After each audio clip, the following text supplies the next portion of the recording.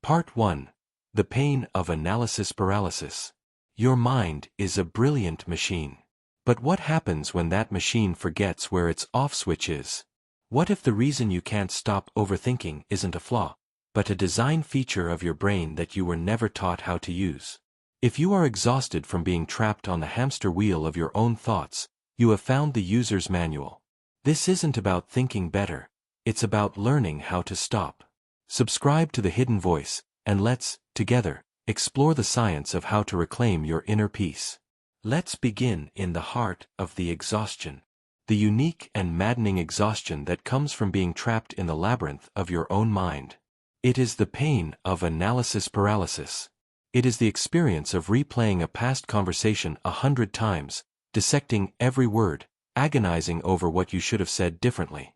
It is the experience of rehearsing a future scenario 1,000 times, trying to anticipate every possible outcome, to prepare for every potential catastrophe, until the original, simple event has become a terrifying, multi-headed monster in your imagination.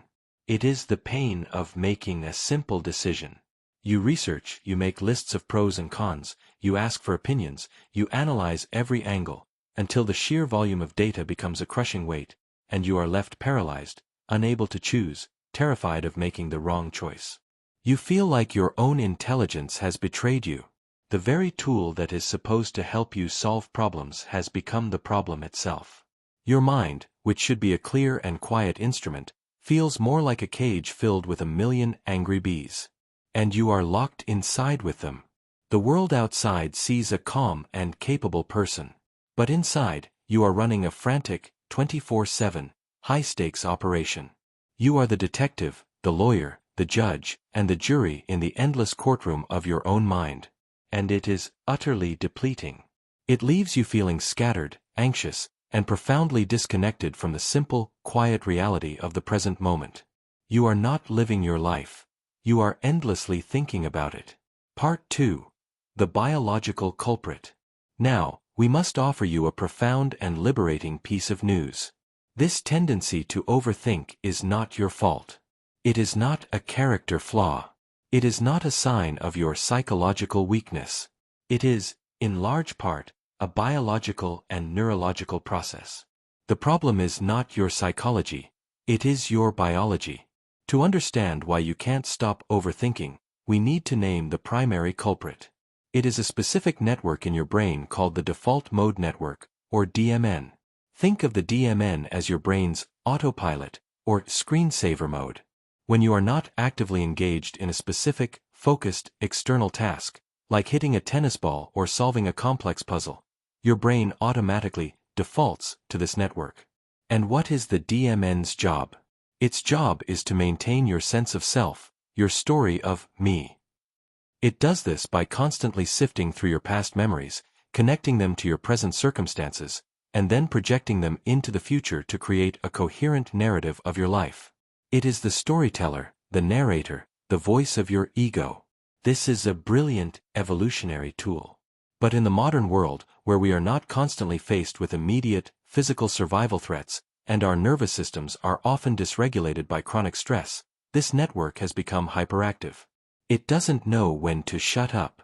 The state of overthinking is the state of being completely and hypnotically hijacked by your own default mode network. You are not thinking. Your brain's automated, past-based, self-referential software is running on a loop. And this software runs on a specific kind of fuel. It runs on high-frequency beta brainwaves. This is the brainwave state of alertness, of analysis, of stress. When you are in a high beta state, you are, by definition, in a state of survival. You are disconnected from the present moment, and you are using the records of your past to try and predict and control the future. So, the experience of overthinking is not a personal failure. It is a biological state. It is the state of a brain that is stuck in a high beta, DMN dominant loop, trying to solve the problems of your life using only the data from your past. It is a machine, running an outdated program, over and over again. And the key to freedom is not to try and think better thoughts within the program. It is to learn how to close the program altogether. Excellent. Let's proceed. Part 3. The somatics of overthinking. This state of being hijacked by your default mode network is not just a mental event, it is a full-body, physiological experience. To learn how to exit this state, you must first learn to recognize its physical signature. Let's do that now. I want you to tune into the somatic quality of overthinking. Remember a recent time when your mind was caught in a relentless loop of analysis or worry. And feel the energy of that state. Where do you feel it in your body? Notice how the energy is almost entirely located in your head. It is a feeling of pressure behind your eyes, a tension in your forehead and your temples, a tightness in your jaw. It is a top-heavy and disembodied state. You are living in the attic of your own house, completely disconnected from the floors below. Now, notice the quality of that energy. Is it calm and coherent? Or is it fast, hot, and chaotic? It is the buzzing, frantic energy of a computer whose processor is overheating. It is the energy of high beta brainwaves, the frequency of stress and high alert. This is the physical feeling of your brain operating as a record of the past, as Dr. Joe Dispenza calls it. It is stuck in a loop, analyzing old data, trying to predict and control a future that can never be controlled. This state feels normal to many of us, but it is a profound state of biological emergency. Now, with a long, slow exhale, I want you to imagine all of that hot, chaotic energy from your head gently draining down, down, down, into your chest, into your belly, into your feet.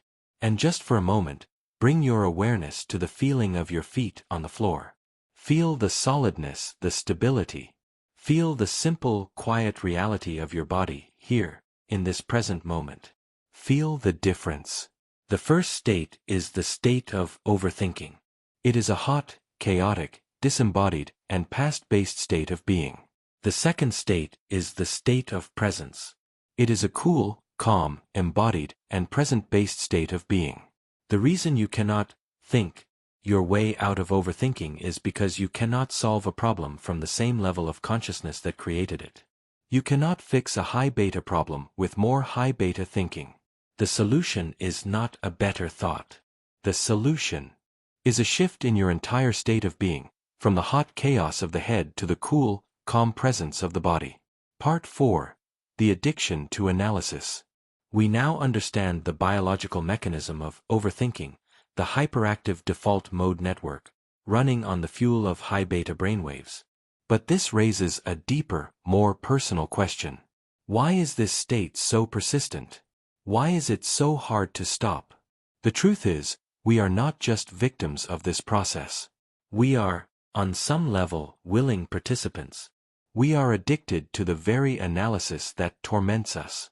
To understand this, we must look at the original, noble purpose of this mental process. The mind's habit of analyzing the past and projecting the future is a survival mechanism. It is your brain's attempt to protect you. It believes that if it can just think about a problem hard enough, from every possible angle, it can control the outcome and keep you safe from future pain. The problem is, this ancient survival software is now running in a world for which it was not designed.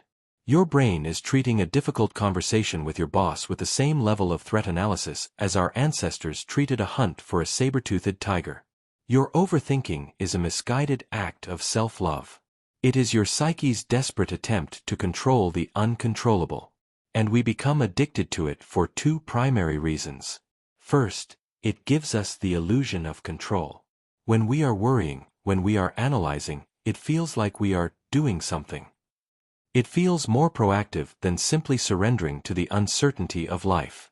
This feeling of doing something, even if it is just spinning our mental wheels, is a powerful psychological comfort. Second, as we've explored, our bodies can become chemically addicted to the emotional states associated with overthinking. We become habituated to the low-grade hum of anxiety, the cortisol, the adrenaline. A state of simple, present-moment peace can feel so unfamiliar that it is actually uncomfortable. And so, the mind will create a problem to analyze, just to get its familiar chemical hit of worry. This is why simply telling yourself to stop overthinking never works. You are not just fighting a mental habit, You are fighting a deep-seated survival instinct and a powerful chemical addiction. The path to freedom is not to fight the mechanism.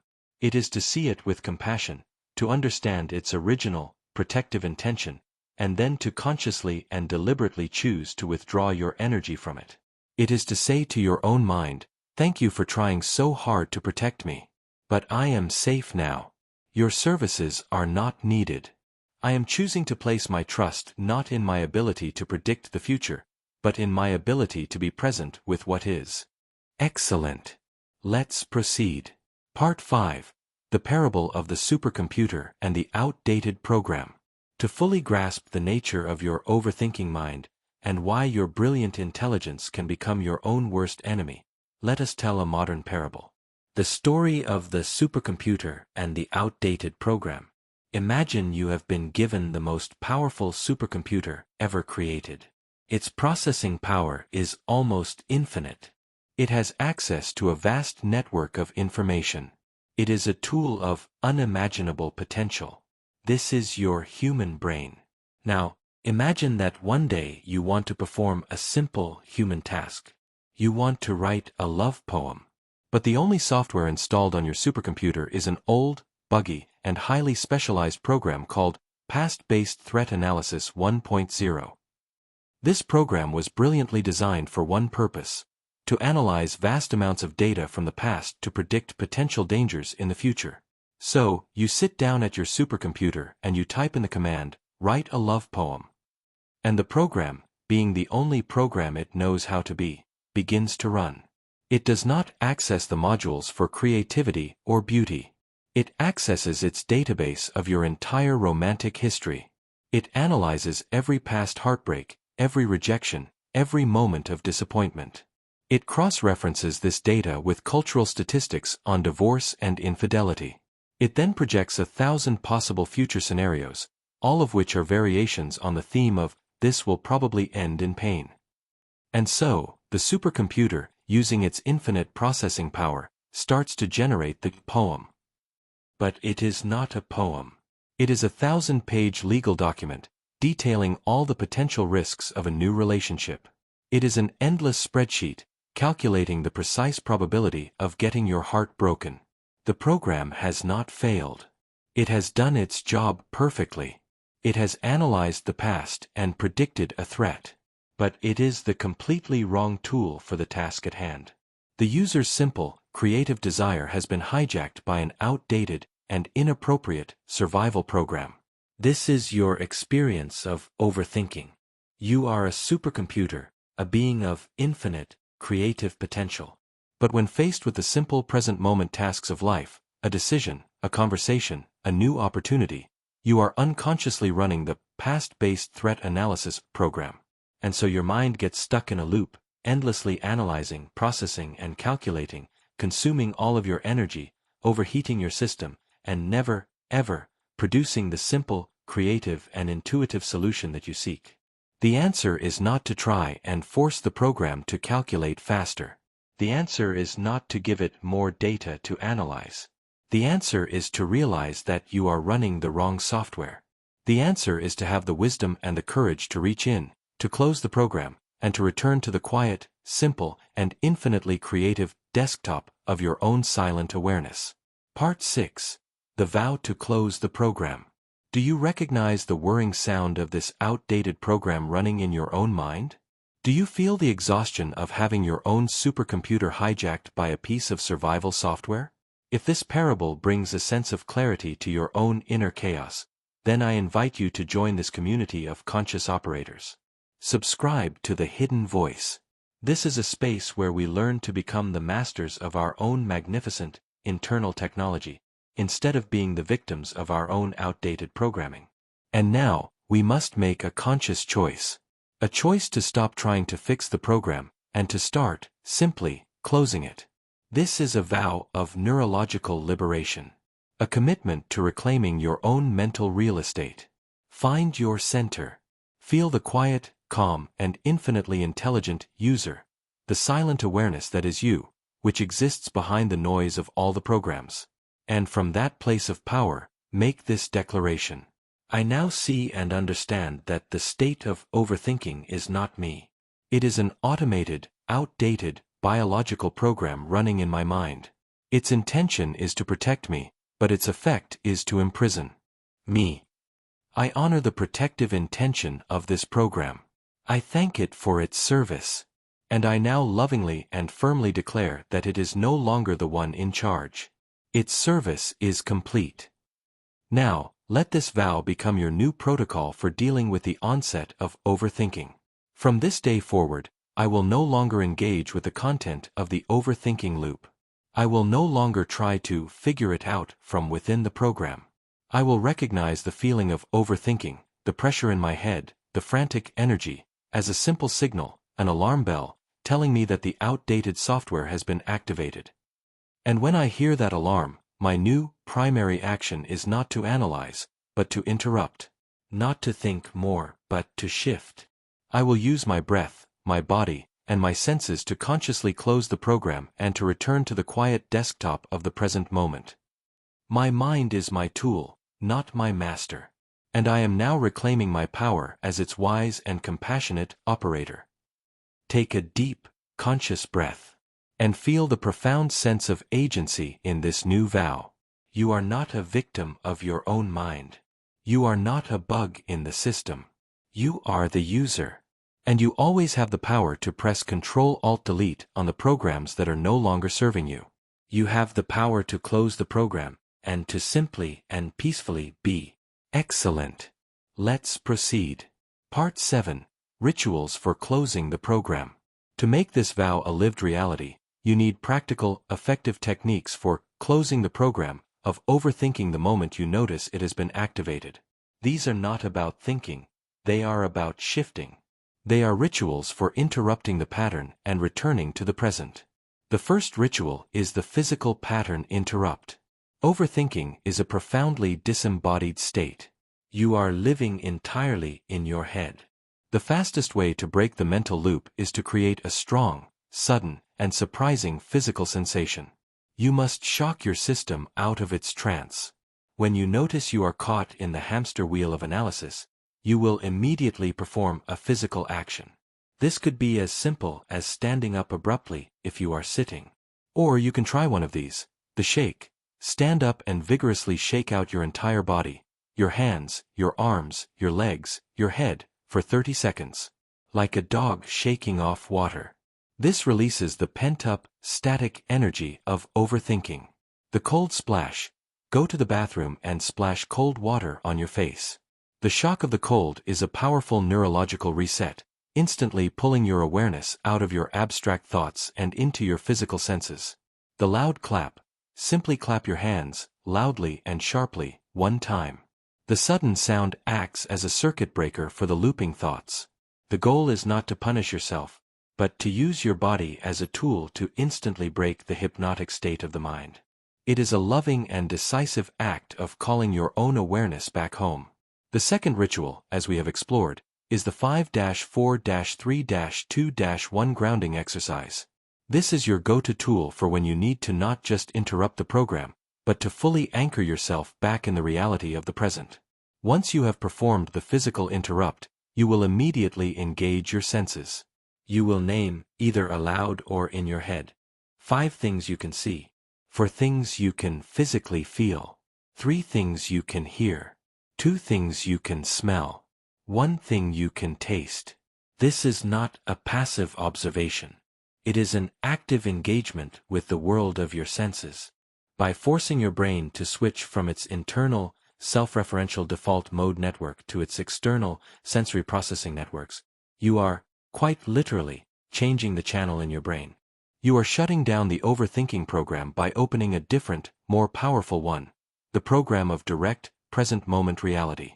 The third ritual is to name it and disclaim it.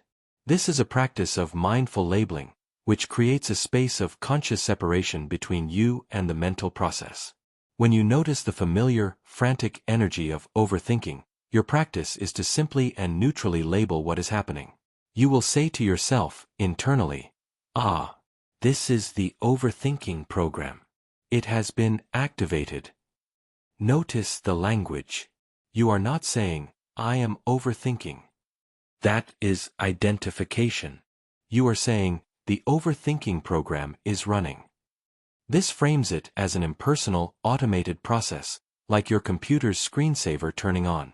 After you have named it, you will disclaim it. You will say, this is not me. This is not the truth. This is just an old program running. I do not need to engage with it. This two-step process, name it and disclaim it, is an act of profound, conscious disidentification. You are stepping out of the role of the one who is lost in the thought storm, and you are taking your rightful place as the calm, detached observer who is simply noticing the weather. You are not trying to stop the program by force. You are simply withdrawing your belief and your attention from it.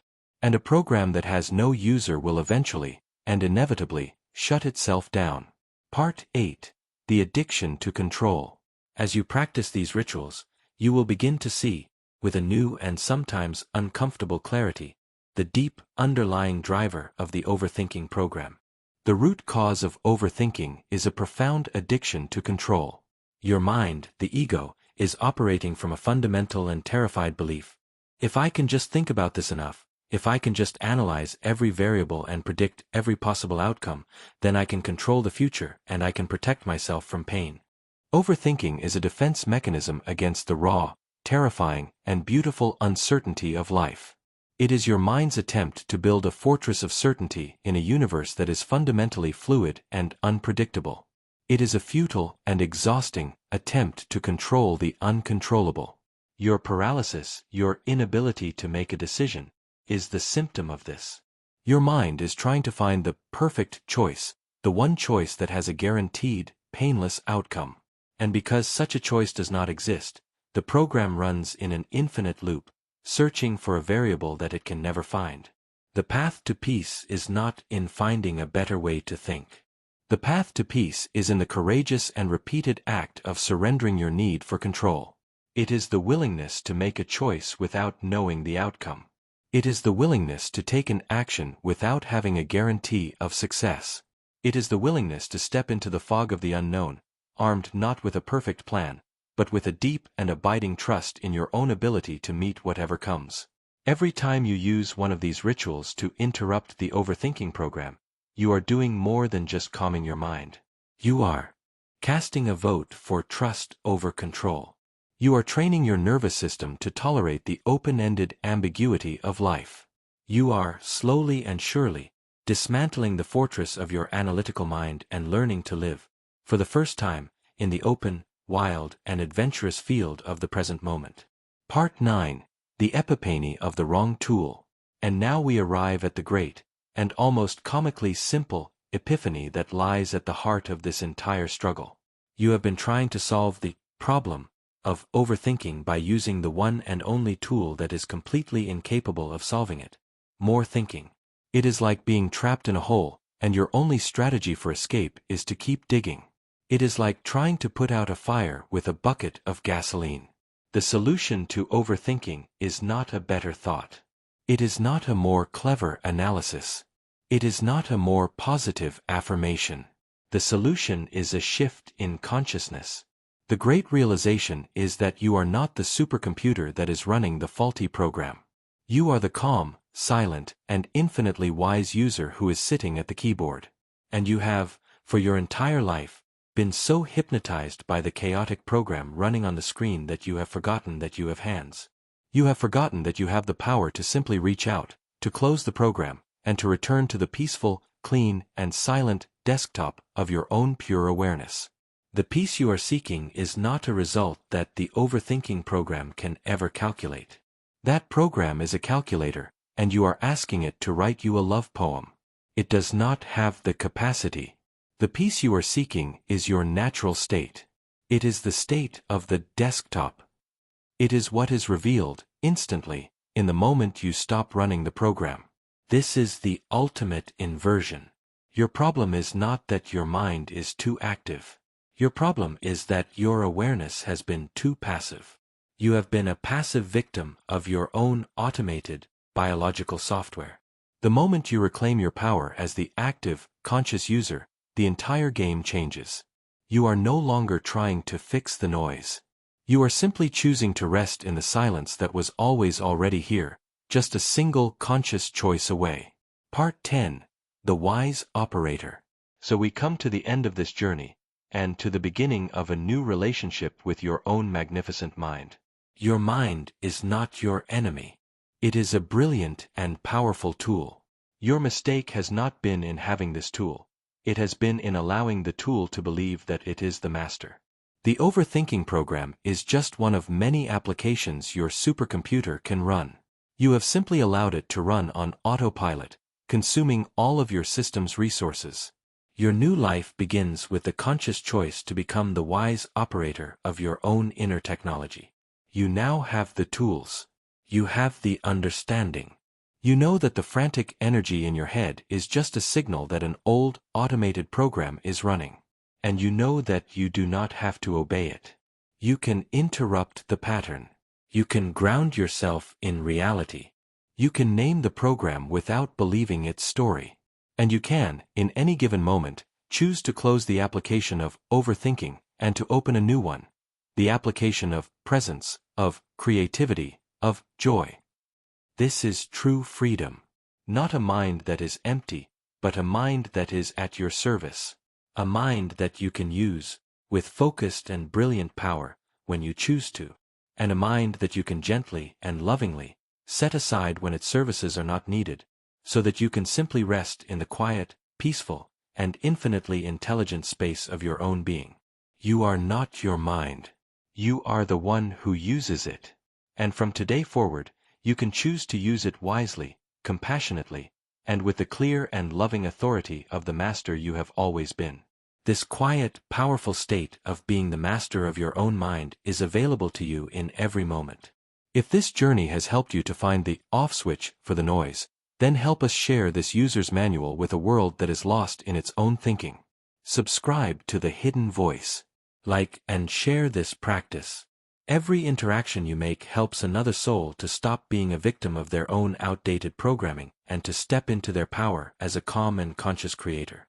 Thank you for your courage to become the operator.